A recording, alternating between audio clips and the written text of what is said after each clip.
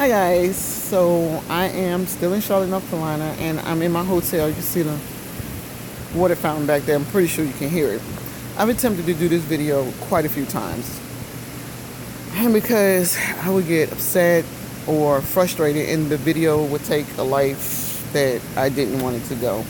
But I am going to tell you this: court case is over. We've been gone from court quite some time, and Jenna was returned to her mother.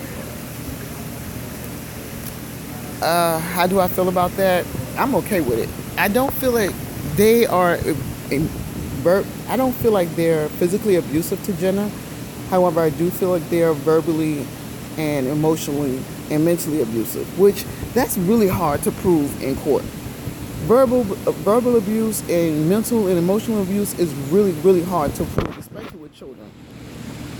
So she's gone back to her mother and her grandmother, who stays at her mother's house, and sleeps on a love seat, knowing she 3 sizes, 4 sizes, 10 sizes too big. But anyway, that's neither here. See, here I go. But this is what I wanted to show you guys. My frustration stems from here. Let me show you guys. I'm gonna span over. This is where my frustration stems from. That is documentation over the years of court cases that this girl has falsely charged my son with. The latest one was when she charged my son and my daughter, and this is the dismissal for them. She filed a restraining order and 2 domestic charges on my son and my daughter on a fight that she started. Her apartment was on the 2nd floor. She came down to the 1st floor and started a fight with my daughter. She attacked my daughter. My daughter, again, whomped on that butt. And my daughter left to go downtown to file charges with her. But because of the fight, some neighbors called the police. Police arrived there. She gave the police a false statement. It went to court and it was dismissed. Now, this is who this girl is. She plays with the court systems for revenge. Today, let me tell you about our attorney. First of all, when I say our attorney is bad, oh my gosh. If y'all need an attorney in Charlotte, I think he does criminal and family, and sharp as a tack. He got her to admit that she filed emergency custody for the baby and intentionally sent all the documentation to the wrong address. She got on the stand and tried to lie. Our attorney was all over it. He said, so you sent the information to the Charlotte address and the Mariloma address knowing that you had the right documentation. She said, no, I didn't. She said, people looking at me like, who is she talking to? But she said, no, I didn't. He said, in the text message, because we gave him copies of text message, he said, in the text message, it looks like you received the correct address on January 21st. He said, you didn't file this case until February 5th. He said, so you had the correct address. She said, well, I sent it to the last knowing address. He said, but the last knowing address was texted to you on the 21st, January 21st, correct? She was like, yeah. He said, so you didn't send it to the last knowing address. First lie. Second part. He said, why does your daughter get upset when you're requesting to speak to her? She said, I don't know. You do know. You do know. But of course, so the case pretty much went, it was just, from what I understand from my son, the determining factor was Jenna walking into the courtroom. The grandmother grabbed her, gave her a hug. She hugged the grandmother, and she went up to the mother. She gave the mother a hug. Now, mind you, this is a 4-year-old who hasn't seen her mother in like 3 months. Even though she was like, I don't want her to know where I'm at, because she kept saying in the court when I had her, because I was downstairs most of the time, she kept saying, I just want to say hi to her, but I don't want to go home with her. I just want to say hi. I don't want to go home. And I said, but Jenna, when you go up there, you're going to go home with mommy, okay? She was like, no, but I'm just going to say hi to mommy, and then I'm going to go with you and my daddy. I was like, but you're probably going to have to stay here. She was like, no, I don't want to stay here. I want to go back to California. Her 4-year-old mind couldn't grasp the concept of her saying hi was a determining factor of her staying here in Charlotte. She didn't understand that. So she's here. Now, again, am I upset about it? No. Maybe that Jenna has been away will make this child realize that there's a way to treat her. And maybe her being caught up in so many lies in the court. Because this girl, have you ever met somebody that you lie and you look at like, wait, I could clearly see you lying. That's how you look at when she talks to you like, because that's how she just lies like that. This girl wouldn't know the truth if a truth enema was injected into her butt. And let me just give you an example of a great lie here. On one of these court documentations, because the mother lies too, the mother says, this is the first court case. Now, this is the 2012 one, because this girl has attempted to have my son arrested under false charges a couple of times. And I've told him he has to take responsibility for that, because when somebody's willing to play with your freedom like that, you don't go back and give them your freedom to play with. But anyway, in one of the documents, the mother, who is a compulsive liar too, wrote, he was in attempts to retrieve his daughter, he slammed my hand in the door.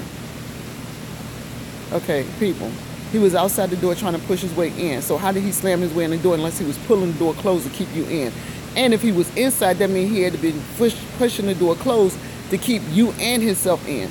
How did he slam himself in your fingers in the door when you said he was trying to get into your daughter? See, they lie and don't think about what they're saying. They just lie. The daughter, this stuff is just filled with lies. And the judge, the last domestic case before we left, the judge even said, I don't know what you guys are doing, but this needs to stop. When we walked out the courtroom, the sheriff said, you guys need to put a no insurance on her if she's going to continue to do this. Now, for those of you who are not aware, a no insurance is where if somebody keeps filing false charges on you, you go get a no insurance on them. And I don't know if this is a federal or state law. You go get a no insurance on them, and they can't file charges on you anymore. If you have 2 or more charges that this person have done against you, domestic charges, and they keep filing these frivolous charges, you can get them to stop. But again, maybe because Jenna was gone, she'll be more appreciative that she has a baby that she should be treasuring and nurturing and be there for. But that's yet to be seen. I've told her abusees can become abusers if they're not careful. And I don't think this girl took that to heart. I really don't. She is oh my gosh, when I say, let me give you an example. She texted me one time because I told her, I said, you and your mother are cowards, because they tried to provoke me and my daughter at court, one of the trials. And I told her, I said, you and your mother are cowards. You got to the elevator and then you spotted out off the mountain and then you ran to the elevator. Let me show y'all what I did today. And I'm pretty sure they saw it. I wore my sneakers. I'm not playing with you, boo-boo. I'm not going to put on my heels for you to act a fool. And no. I'm going to let you know. You going to get it where you act up. And I done told them there's no more safe zones. Because what they do is act up in safe zones. That's how you know they cowards. But I'm over it. I'm done. I'm good. Jenna is at home. I'm good with that. I have 4 children. Jenna will not be my only grandchild. I'm not saying I'm canceling her out of my life. But in order to keep them from having access to my life, because these people use this child as a pawn. And just to give you an example, when my son and the girl was getting custody, when they were setting up the custody agreement, the grandmother stood up in court. No, don't give them the baby. Don't give them the baby. That's not what we're here for. And they're going to tell me, you'll never see Jenna if I got anything to do with it. Heifer, you didn't give birth to her. You gave birth to a crack baby. Remember when you was on crack? Your daughter was born crack addicted because you chose to pick up a glass pipe and put it to your mouth. Anyway, off that subject, see, that's why I said I had to keep doing this video over and over again, because it kept taking a life of its own. Let me regroup here. What I'm trying to say is, if they think they're going to hurt me by keeping Jenna away, they're really not, because I'm already signed off. I'm good. I'll be patient. I'll wait for Jenna to get old enough so I can see her. In the meantime, they won't have access to me. And this is one thing Oprah said. You can't be friends with people who want your life. And they've clearly been jealous for a long time. And just to set the record straight, we didn't just get to meet these people. My daughter was best friends with this child when they were 12. When they got thrown out the homeless shelter when she was in 11th grade, they stayed with me. Now, I put the mother out, but I let the daughter stay. After the mother was like, no, if you're going to put me out, you put my baby out too. Boo-boo, you pack up you and your kid and both of y'all get out my house. I couldn't let the mother stay in because she was so disrespectful. I had 3 boys and a man in the house. You walking around with your big saggy breasts down to your knees with no bra. Your pants always undone. You're undone. Your granny pant is up to here. No, you got to go, boo-boo. And very heavy on crack at that time. Yeah, no, I wasn't playing it. I had a family, and that was not going to be, I was not going to keep that element around my family. So I had to, but I let the girl stay, and I did her hair. I made sure she got to school. When we went out to eat, she went out to eat. And here we are, all this time later, with you acting a fool, pushing me, sending me text messages talking about, don't worry about what I do with my PUS after I F your son. Really? Y'all, when I say I'm done, I'm done. I'm good. And for anybody, if they're watching this, trust I'm good. Because I know they watch my videos, and I don't care. If their family's watching my videos, I don't care. I mean what I say what I mean, and I mean it every word. Okay? So if you got anything to say, I invite you to leave a comment. But in any case, see, I'm going there again. I'm letting them take me there. But y'all got to understand, this is 4.5 years of frustration built up. I even had to, me and the mother even almost got into a physical altercation because she was going to hit my son. So what I did was, when she had her fist balled up and was ready to hit my son because her daughter came over there acting ratchet like they do. You know, ratchet people do ratchet things, and it takes all kinds to make up the world, and they the ratchet people, they the thoughts. Because her daughter, I hate to say it, my granddaughter's mother is a thought. She's a thought. Can't get around it. She's that hoe over there. And I tried to tell my son she was public property. Leave her in public, get in line, take a ride, get off, and go home. He tried to turn public property into private property, and that's why we're here. Let public property do what it do. Let everybody enjoy it. Anyway, y'all, again, this is years of frustration, aggravation, and just, I'm over it. I don't care if they see it. I really don't. I'm not going to take it down. I'm not going to make it private. I know I said I wasn't making any videos on this channel again, but I had to do one more to give y'all a follow-up. Jenna is now at home with her mother, and now, at this point, it is what it is.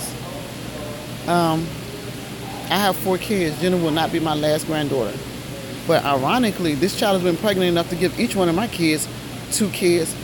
And always claiming my son is the father until we mention DNA. Then them poor babies disappear. Go figure. Thought life. All right, y'all. I'm going to go pray about this. And I'm done. Angel hugs. Thanks, guys, for listening. I just needed to vent. Bye. And if you're watching, I don't care.